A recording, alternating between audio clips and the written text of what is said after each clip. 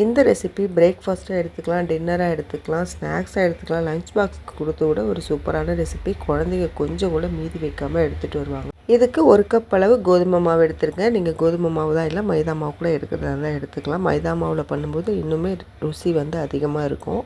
இதில் 1 ஸ்பூன் அளவு ஈஸ்ட்டும் இதுக்கு தேவையான அளவு உப்பும் சேர்த்து நம்ம சப்பாத்தி மாவு எப்படி பிசைஞ்சு எடுப்போம் அதே மாதிரி நல்லா பிசைஞ்சு எடுத்துக்கோங்க. மாவு அப்படியே வந்து ஒரு 10 நிமிஷம் 20 நிமிஷம் அப்படியே மூடி போட்டு விட்டுருங்க. அது நல்லா ஊறினதுக்கப்புறம் தான் இன்னும் சமைக்கிறதுக்கு நல்லாவே இருக்கும். இப்போ நான் ஒரு 4 உருளைக்கிழங்கு எடுத்திருக்கேன். இதை நல்லா தூள் சீவி நல்லா பொடியாக கட் பண்ணி எடுத்திருக்கேன். இந்த மாதிரி நல்லா பொடியாக கட் பண்ணி எடுத்துக்கோங்க. கொஞ்சம் கருவேப்பிலை, கொஞ்சம் பூண்டு இதையும் நல்லா பொடியாக கட் பண்ணி எடுத்துக்கோங்க. பாத்திரத்தில் ஒரு 2 ஸ்பூன் அளவு எண்ணெய் சேர்த்துக்கோங்க. 1 ஸ்பூன் அளவுக்கு கடுகு சேர்த்துக்கோங்க. ஒரு 1/2 ஸ்பூன் அளவுக்கு சீரகம் சேர்த்துக்கோங்க. இதெல்லாம் நல்லா பொரிஞ்சு வந்ததும் நம்ம பொடியாக கட் பண்ணி வச்சுருக்கிற பூண்டு, கருவேப்பிலை இதெல்லாம் எண்ணெயில் சேர்த்துருங்க. கருவேப்பிலை நல்லா பொடியாக கட் பண்ணி சேர்த்துக்கோங்க. நம்ம முழுசாக போட்டால் குழந்தைங்க அதை கீழே எடுத்து போட்டுருவாங்க. அதுக்கு தான் இந்த சமையல்னு இல்லை, எந்த சமையல் நீங்கள் பண்ணும்பொழுதும் கருவேப்பிலை நல்லா பொடியாக கட் பண்ணி சேர்த்துக்கோங்க. 3 ஸ்பூன் அளவு கடலைப்பருப்பு சேர்த்துக்கோங்க. கடலைப்பருப்பு நல்லா செவந்து வரணும். செவந்து வந்ததும் நம்ம கட் பண்ணி வச்சுருக்கிற உருளைக்கிழங்கு இதில் சேர்த்துடலாம். சேர்த்துட்டு நான் இதில் 1/2 ஸ்பூன் அளவு மிளகாத்தூள், 1/4 ஸ்பூன் அளவு மஞ்சள் தூள் சேர்த்துருக்கேன்.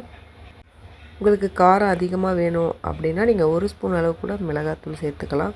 இந்த ரெசிபி குழந்தைங்களுக்கு நீங்கள் கொடுக்கல அப்படின்னா நீங்கள் பச்சை மிளகாய் கூட நல்லா பொடியாக கட் பண்ணி ஒரு 2 பச்சை மிளகாய் இதில் சேர்க்கலாம்.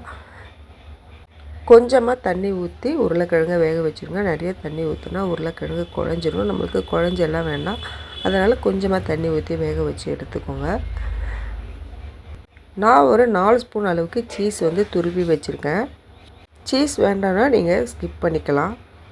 உருளைக்கிழங்கு நல்லா வெந்துடுச்சு. இப்போ ஒரு கேரட்டும் நல்லா துருவி, நாம் எப்படி சீஸ் துருவி எடுத்தோமோ அதே மாதிரி ஒரு கேரட்டும் நல்லா துருவி எடுத்துக்கோங்க. உருளைக்கிழங்கு வெந்ததும் நம்ம எடுத்து வச்சுருக்க சீஸ், கேரட் இது ரெண்டையும் இதில் சேர்த்துடலாம். கொத்தமல்லியும் நல்லா பொடியாக கட் பண்ணி இதில் சேர்த்துக்கோங்க.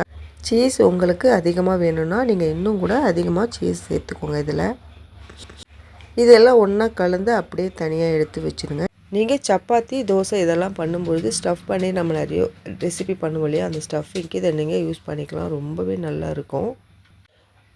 நம்ம எடுத்து வச்சுருந்த மாவை நல்லா பெரிய பெரிய சப்பாத்தி மாதிரி செய்து எடுத்துக்கோங்க.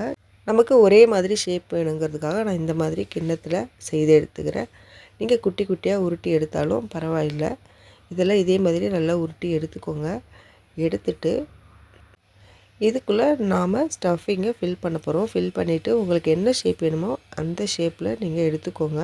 எடுத்துகிட்டு இதை அப்படியே இட்லி பாத்திரத்தில் வச்சுருங்க. இட்லி பாத்திரத்தில் வச்சுட்டு ஒரு 2 நிமிஷம் மட்டும் வச்சா போதும், நமக்கு குக்காய் கிடச்சிடும்.